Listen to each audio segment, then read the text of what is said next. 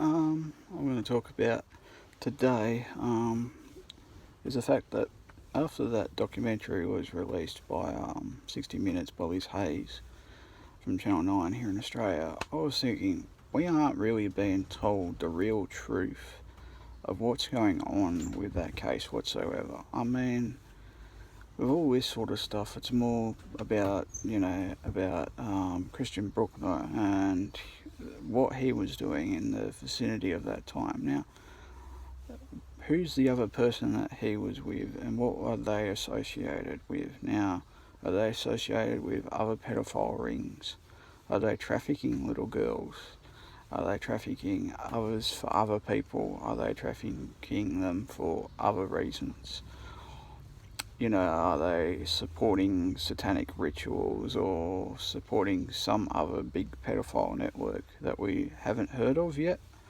And that's something that's on my mind constantly after watching it, is that they're trying to feel like he's just holding evidence for others. Like he knows about others and he knows about information from others online, and that's how he's got all these freaking videos and stuff like that, and had thousands and thousands of, videos and photographs of these children. So he's probably holding evidence for someone else.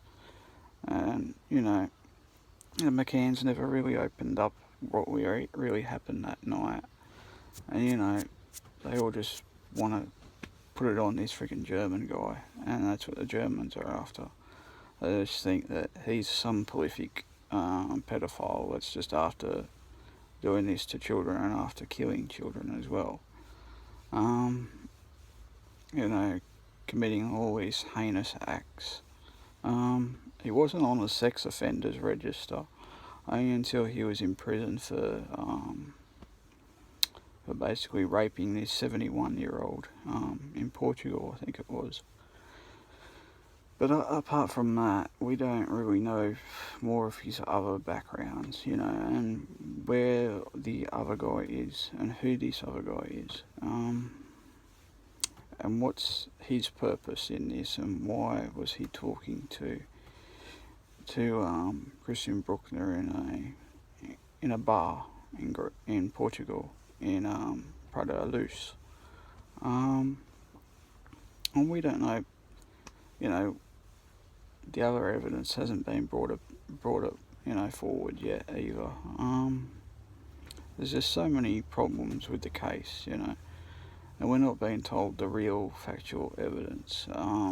It's like there's lack of evidence to actually build cases against these sort of people, especially if there's something else that hasn't been told yet.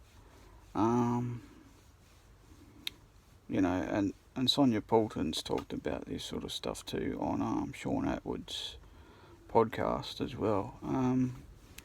I think people should actually look into Sean Atwood's podcast and actually go and look at it as well, because Sean Atwood talks about this with Sonia Poulton about that sort of stuff. She also talks about the Jeffrey Epstein case as well, with Ghislaine Maxwell and what's going on there. So there's more stuff about this, and we need to know. I mean, the public wants to know, because public money was supported for this case, and public funding from J.K. Rowling and other people like that who actually gave money, and, it's coming from British taxpayers, of course.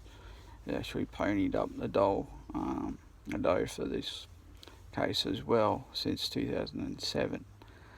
So she's been missing for 13 years. Now, why do the Germans say that she's dead? What evidence and what video footage are they actually seeing of these children? From Christian Bruckner's computer and his hard drive and his, his drives and all this sort of stuff in his files. So what evidence are they actually talking about, and what evidence do they have that they're not telling us about? They've looked on his properties for other things as well, and they didn't really find anything. They found a body of his of a pet he owned.